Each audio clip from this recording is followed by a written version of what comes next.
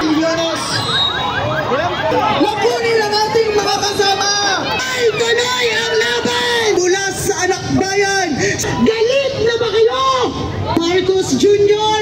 at sa mga kongresista, walang lugar ang pagkalma.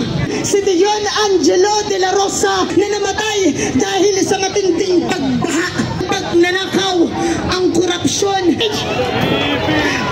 Marcos Singilin! Marcos Singilin! Ikulong! Hindi kami ang magnanakaw. Kung may dapat kayong hulihin ang kongresista, kurap na kongresista, magawing negosyo na nakisama sa siguraduhin ko. Pakiayos na po ang ating hanay. Hindi pa tapos ang paniningil. Papatuloy ng ating laban. Tinatawagan natin mula sa anak bayan, si Ming Gomez. Kabataang makabayan! Lumalaban! Kabataang lumalaban! Makabayan! Mga kababayan! Mga kasama! Galit na ba kayo? Laksan pa natin! Galit na ba ang sambayanang Pilipino? Papayag ba tayong kumalma?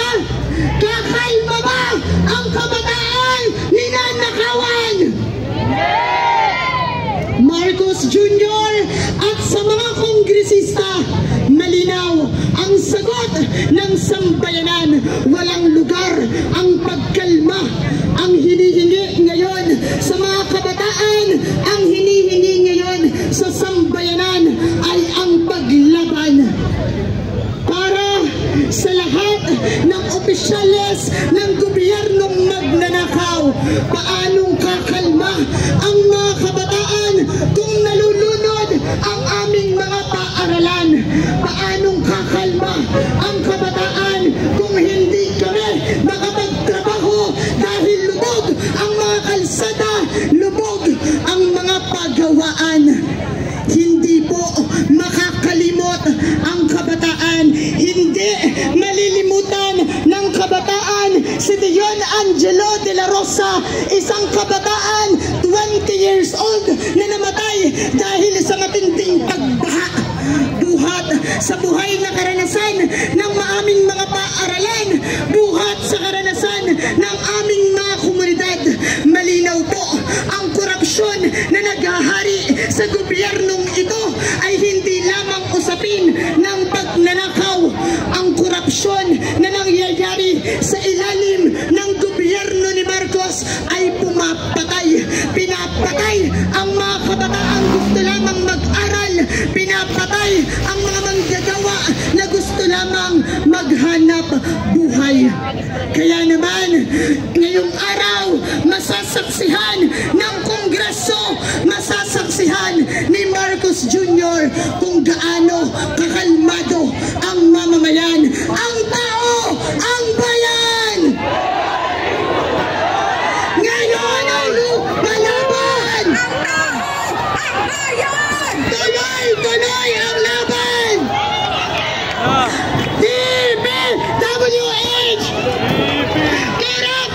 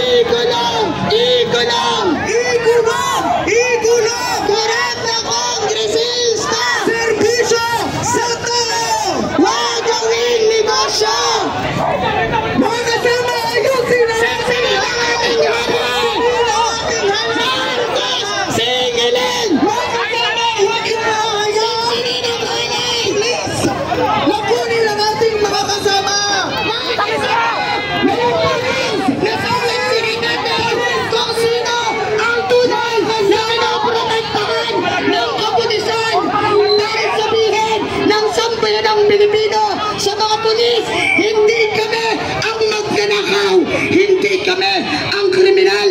Kung may dapat kayong hulihin, walang iba kundi ang kongresista na nagpulsa ng milyon-milyon. Walang iba kundi si Marcos Jr. na nagpulsa ng bilyones.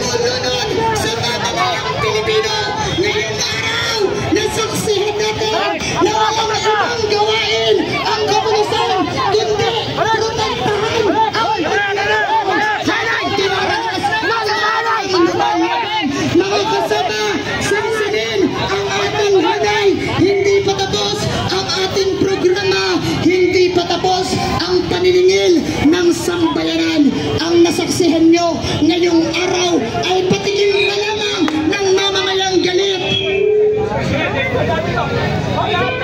Mga kasama, ayusin ang ating halay. Sama-sama tayong manawanan. Corrupt na kongresista! Ikulong! Ikulong! Ikulong! Ikulong! Corrupt na kongresista! Serbisyo sa tao! Huwag gawing negosyo! Huwag gawing negosyo! Serbisyo sa tao! Burokrata kapitalismo! Ibagsak! Ibagsak! Burokrata kapitalismo! Mga kasama, dito nagtatapos ang ating programa. Sinsinin ang ating hanay para sa organized dispersal. Maraming salamat sa lahat na nagpakita ng ating galit at tamang pagpupukay sa lahat na nakisama sa ating aksyon ngayong umaga.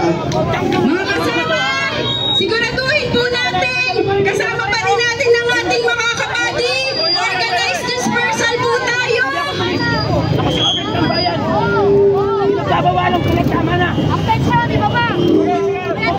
Organisado po tayong umurong at tiyakin ang kaligtasan ng ating mga kasama.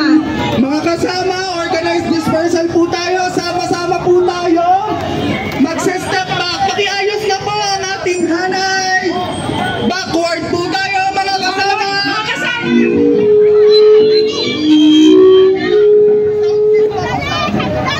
Sandali, sound system to eh. Huwag makulit.